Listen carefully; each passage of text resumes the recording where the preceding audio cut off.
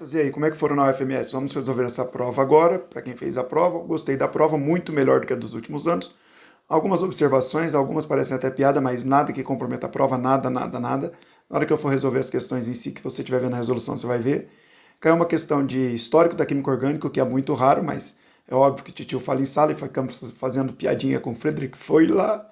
Caiu uma questão de modelos atômicos, que parece que o titio estava adivinhando, mas sem nenhuma informação, obviamente, já que eu revisei modelos atômicos em todas as turmas e detalhadamente. Não sei por que eu quis fazer isso, mas deu certo. Espero que tenha dado certo.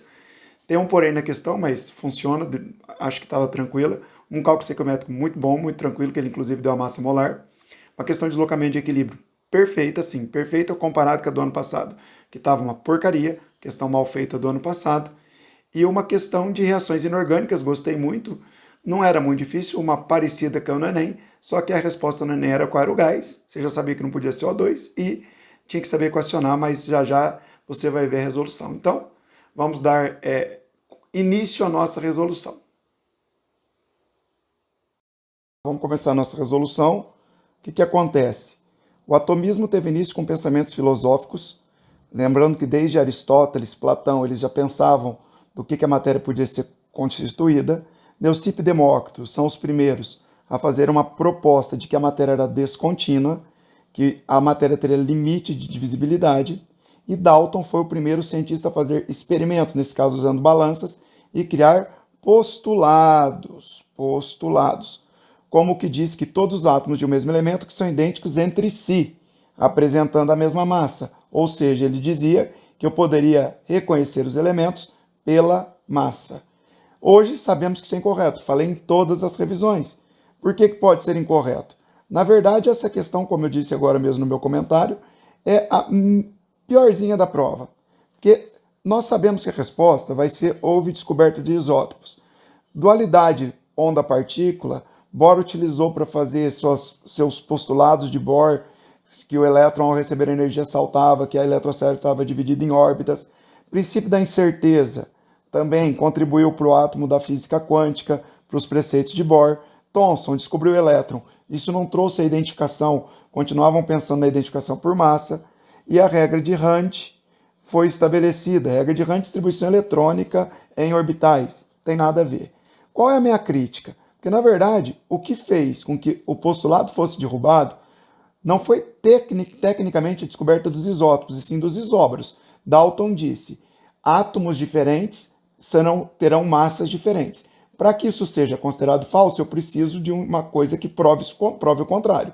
Átomos diferentes com mesma massa. E esses caras não são isótopos, eles são isóbaros. A melhor palavra que era isóbaros. Porém, eu sei que isótopos provam que átomos de um mesmo elemento podem ter massas o quê? Diferentes. Então, não pode ser pela massa a sua identificação. Creio que dentre as opções, espero, o meu aluno não tenha ficado com a mínima dúvida e tenha marcado a letra B. Muito tranquila essa questão. Essa questão é um histórico da química orgânica, eu trago em todo o material meu, apesar de eu achar meio que exagerado. Principalmente o que vem antes disso, mas não está na pergunta, mas está nas alternativas. O que Kekulé postulou? Mas antes de Kekulé, nós tivemos alguns indivíduos. Nós tivemos Bergman dizendo que a química orgânica era a química dos seres, dos organismos vivos. Então, isso aqui foi dito por Bergman. Eu não sei se tem um ou dois N's aqui, vou pôr dois porque é chique. Os compostos orgânicos precisam de uma força vital, isto é, Berzelius. Titio conta disso para vocês. Berzelius.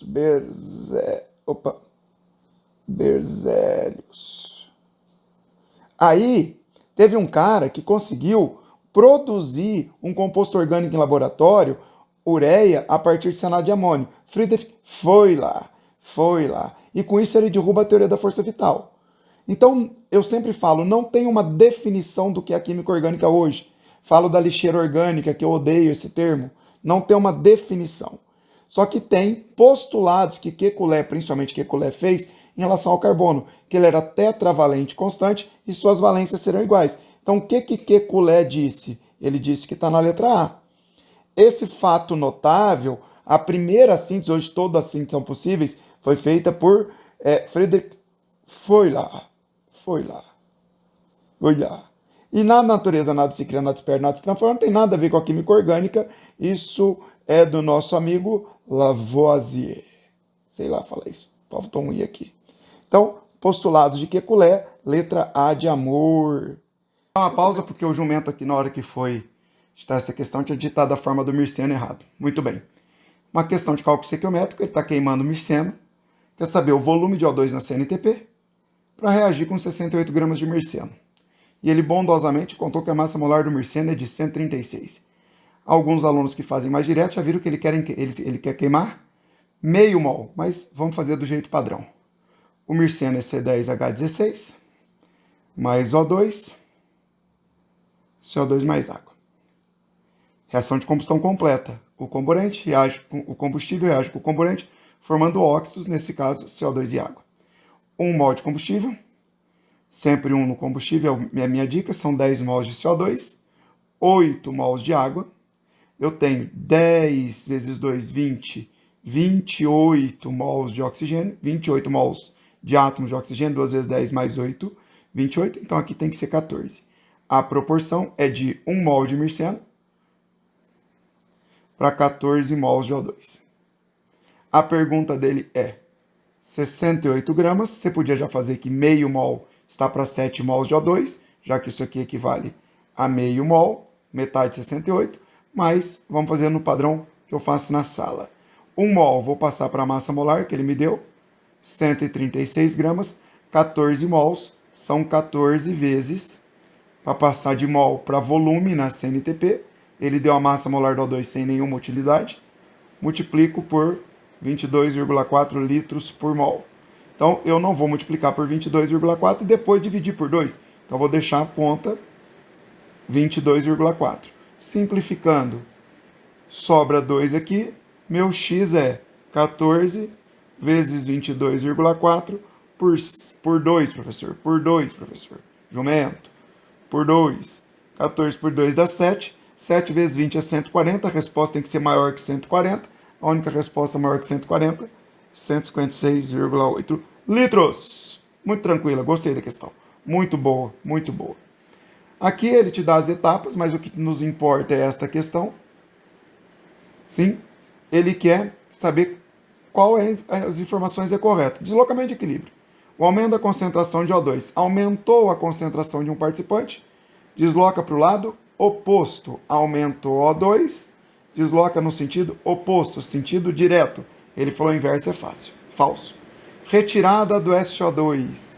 Quando eu retiro um participante do equilíbrio, SO2 está no reagente, tirei, desloca no próprio sentido, sentido dos reagentes, sentido inverso. Após atingir o equilíbrio, o uso do catalisador altera. Catalisador não desloca equilíbrio. Catalisador acelera as reações químicas. Ele não desloca equilíbrio porque ele acelera tanto a reação direta quanto a inversa. Aqui faltou um erro de digitação, é a retirada do SO3 do sistema. Deixa eu até conferir no original, porque eu redigitei essa prova e fiz bobeirinha, mas esse é o gabarito. A retirada do SO3 do sistema, tirei SO3, desloca no sentido dele, ele está no produto. Então favorece o sentido dos produtos. Note que eu troquei a seta da federal, porque ela não tem a seta do equilíbrio, e eu tenho, só que eu também esqueci desse 3 aqui, que vergonha. Favorece no sentido direto, letra D. A variação da pressão total não perturba o equilíbrio. Para a pressão não perturbar o equilíbrio, só existem duas condições. O número de mols gasosos, ou seja, os volumes molares, serem iguais dos dois lados. Aqui eu tenho 3 volumes molares, aqui eu tenho 2. Ou ele ter aumentado a pressão total pela adição de um gás inerte. Não foi nenhuma dos dois, então vai perturbar o equilíbrio, letra D de dado, ou dromedário, como você prefira. Muito bem. Aqui tem uma... a Federal confia tanto na edição dela que eu não sei se você prestou atenção nisso na hora da prova. Ele está reagindo carbonato de cálcio com vinagre. Aqui você tinha que saber a fórmula do vinagre. Ácido etanóico, ele te contou se você não lembrasse. CH3COOH. É uma reação de dupla troca. O cátion de um, só que eu não posso esquecer que o cátion do ácido é o H+, e o cátion do sal é o cálcio. Eles vão trocar. No Enem caiu parecido, só que lá acho que era, se não me engano, ácido clorídrico. Quando troca, vai formar o quê? Uma nova reação. Vai formar dois novos compostos, uma nova reação, dois novos compostos. O cálcio vai se ligar ao acetato. O acetato tem carga negativa, o cálcio mais 2, no escorrega. Qual vai ser o produto? Esse produto eu vou pôr aqui em cima. Vai ser o acetato de cálcio, na proporção de 2 acetatos por causa do escorrega. Isto é este produto aqui. Cadê minha caneta? Caneta. E o H vai vir se ligar ao CO3. O que dá H com CO3? Outro produto, H+, com CO3-, regrinha de escorrega, vai dar menos 2, né, professor? Vai dar H2CO3, que eu imploro para que nenhum aluno meu coloque. Quais são os produtos derivados do H2CO3? Água e CO2. Então vamos lá. As bolhas de gás formadas de O2. É correto afirmar que as bolhas de gás formadas de O2. Eu acho que essa parte do texto ele colocou para orientar o cara que estava digitando a prova. Só pode. Isso não tem nada a ver. Sendo o 2 do composto como subscrito. Para piorar, ele foi encher linguiça. Se não foi isso, ele chamou O2 de composto. O2 não é um composto, ele é uma substância simples. O que eu posso fazer com isso? Mas não é essa de jeito nenhum, porque o gás é CO2. As cascas de ovos apresentam... será que eu digitei errado ou ele escreveu as cascas de ovo mesmo no singular? Meu Deus. Apresentam caráter básico devido à hidrólise do cálcio, produzindo OH no meio. Vamos lá. Como eu já fiz aqui, eu vou apagar. Não posso apagar porque essa é a resposta. Muito bem, eu vou escrever em algum lugar aqui. Existem algumas... Tá tudo errado não, mas o aluno que marcou tinha que ter tomado cuidado, porque eu estou com medo de algum aluno ter marcado isso. A casca de ovo apresenta caráter básico. A casca de ovo é um sal neutro. A solução da casca de ovo, caso solúvel, poderia ser básica. Poderia. Carbonato de cálcio é o calcário, neutraliza o pH do solo. Então, carbonato de cálcio deixa o meio básico. Então, a solução da casca de ovo, a hidrólise da casca do ovo, deixa o meio básico. Deixa mesmo. Produzindo OH no meio. Verdade, mas não é pela hidrólise do íon cálcio. Quem sofre hidrólise? Primeiro, por que o meio é básico? Como é que a gente descobre isso? Ele vem de base forte, que hidróxido de cálcio, e ácido fraco, que é o carbônico. Quem sofre hidrólise? O íon que origina o eletrólito fraco. O meio, na presença de carbonato de cálcio, fica básico, porque o carbonato reage com água, forma bicarbonato, pega o H da água, liberando hidroxilas, deixando o meio básico. Então, se você marcou essa, você não se atentou que o erro aqui não era pela hidrólise do cálcio.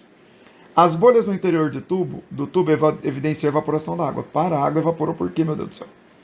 O produto orgânico formado pela reação entre o carbonato e o ácido, formou um sal orgânico, água e CO2. Qual é o único produto orgânico? Este sal. A única coisa é que ele colocou o cálcio, só que na hora de escrever o nome, o ânion, ele escreveu de trás para frente, mas está perfeito. Letra D.